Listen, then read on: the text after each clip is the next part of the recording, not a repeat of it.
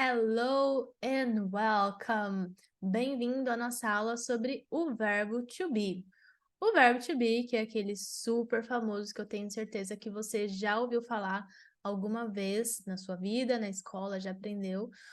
E por que a gente começa o ensino do inglês com o verbo to be? Porque ele é um dos verbos mais simples de a gente aprender e também um dos verbos que engloba mais coisas. É um verbo que a gente usa para descrever coisas, pessoas, lugares, animais, etc.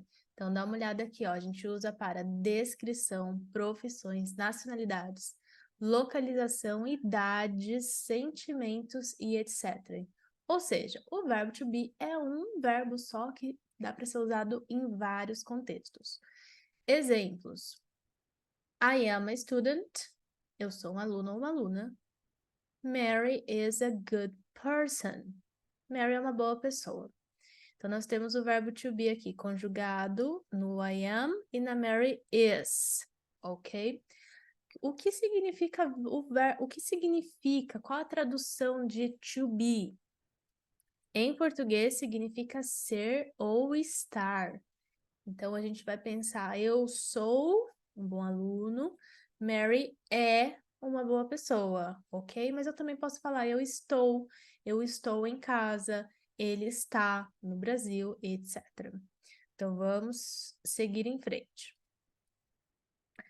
Nós vamos agora ver 12 palavras novas, que é o vocabulário dessa lição. Se você quiser, pode acompanhar com o seu livro e ir anotando aí já qual é cada figurinha. Então, vamos lá. Boy, Repete em voz alta, tá? Boy, girl, girl, man, man, woman, woman, dog, dog. Cuidado para não colocar aquele som de I no final do G, no final do dog, porque a gente tende a falar dog e não tem esse I no final. Então, todas as consoantes que forem mudas no final, a gente vai ter que tomar esse cuidado na hora da pronúncia para não ficar feio. Então, nada de falar dog. A gente vai falar dog, dog, ok? student, Student, a mesma coisa ali com o T mudo, student. teacher, Teacher, hungry, hungry, com fome. thirsty, Thirsty, com sede. late, Late, atrasado. early, Early, adiantado, ok? Então tem um passarinho aí, porque tem uma expressão em inglês que o passarinho que acorda cedo pega a minhoquinha. Então, early bird é uma pessoa que acorda cedo. Early, antes do horário. here, Here, aqui, cuidado com a pronúncia, o H tem som, ele tem um som como se fosse um R em português, então here, here. there, A pronúncia do TH de novo aqui, então lembrando que não é com T, não é com D, é there, there. Beleza, vamos passar para frente. E agora, nessa parte, sempre que chegar no Let's Practice, você vai ter no seu livro as frases para você praticar, montar, e depois você pode conferir nos slides, ok? Eu vou passar para frente. Vamos lá, agora nós vamos conjugar o verbo to be. Então, nós já vimos essa figurinha aqui na aula anterior, do subject pronouns, esse é o I. O verbo to be que vai junto com I é o am. Então, ficou I am, ok? E a forma contraída é I'm. I'm.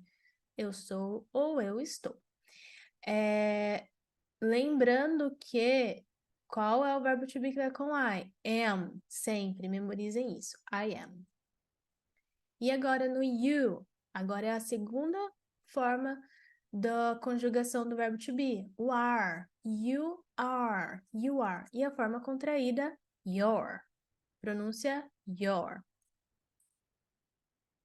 Agora, a terceira forma da conjugação do verbo to be, que é o is, que vai ser usado para o he, she, it.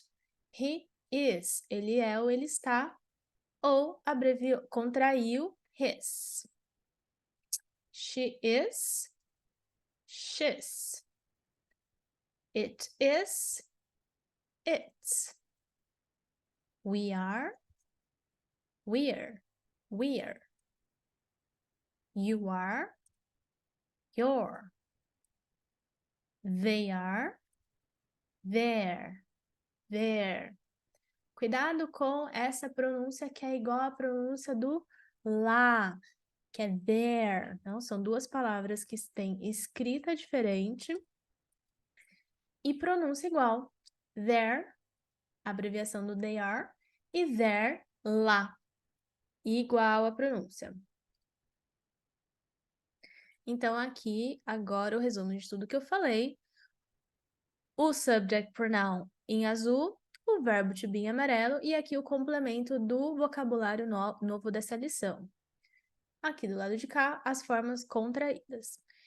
Então, nós aprendemos que o verbo to be significa ser ou estar.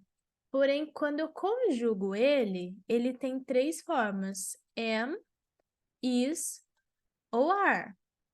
Quando eu uso cada uma, depende de quem é a pessoa que vem na frente. I am, you are, he is.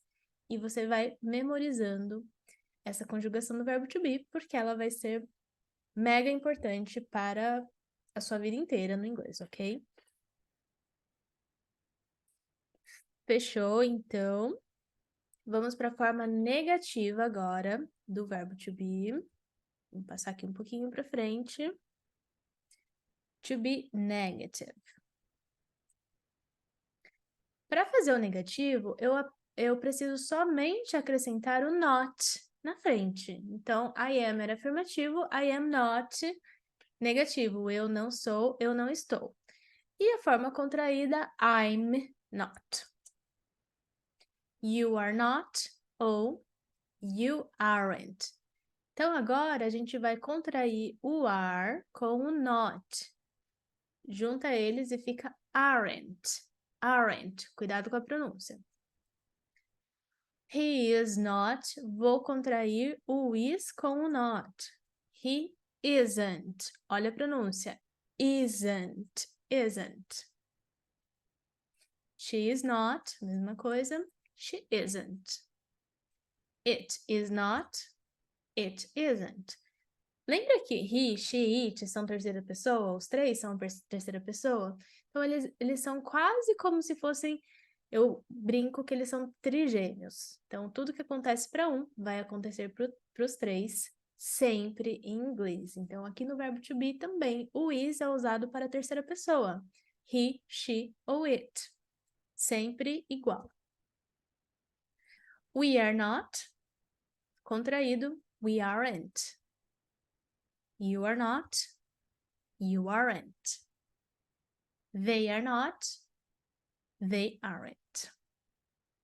E aqui, o resumo de tudo.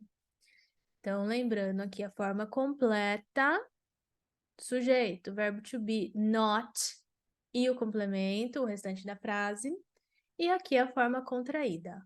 O I não dá para... A primeira pessoa não se contrai o verbo to be com o not, tá? Então, o not fica sozinho e contrai, na verdade, a pessoa e o am. I'm not. Todos os outros eu posso contrair o verbo com o not. O aren't e o isn't. Tranquilo?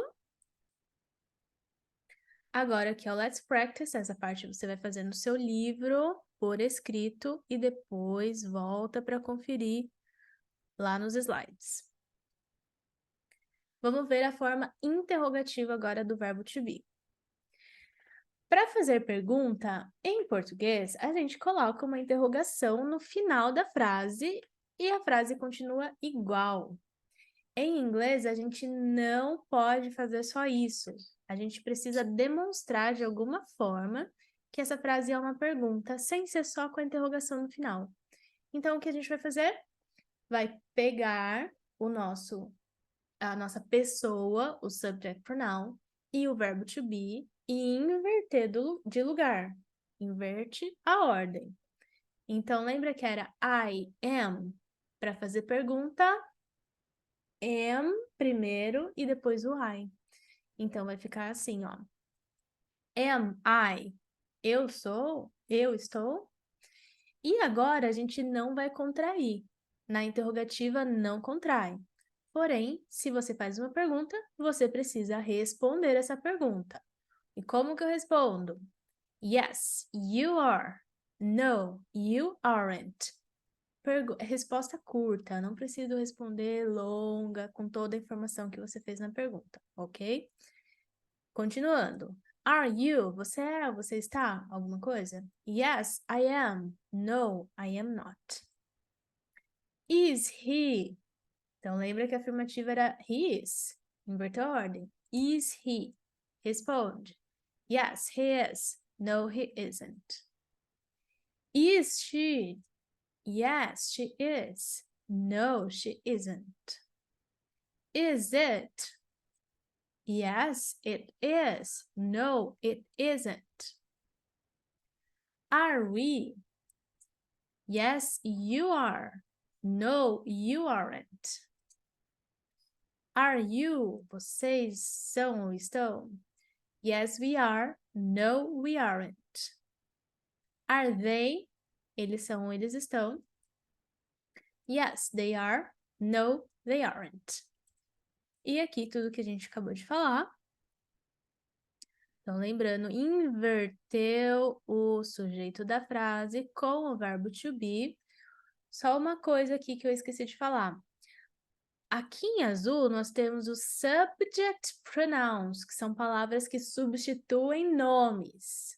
Porém, se eu quiser falar a Maria, o José, o Pedro, o João, a Ellen, eu posso colocar ele aqui no lugar do azulzinho também, sem problemas. Minha mãe, meu irmão, minha professora, meus amigos, essas pessoas sempre vai ser o sujeito da frase, que é o que está em azul. Ok? Fiz a pergunta, vou responder. Então, aqui está a resposta afirmativa e a negativa. Cuidado apenas que quando eu pergunto, você responde. Então, existe uma troca entre a primeira e a segunda pessoa. Pergunta com I, responde com you. Pergunta com you, responde com I. Eu sou uma professora? Você vai me responder. Sim, você é. Não, você não é. Você é um aluno? Eu pergunto, você me responde, sim, eu sou um aluno, ok? Então, por isso que existe essa troca aqui, ó. Pergunta com I, responde com you. Pergunta com you, responde com I. Para o he, she, a terceira pessoa, não troca, continua igual. Primeira e segunda pessoa do plural, troca de novo. Então, é nós e vocês. Só mudou que eu e você é singular, nós e vocês está no plural.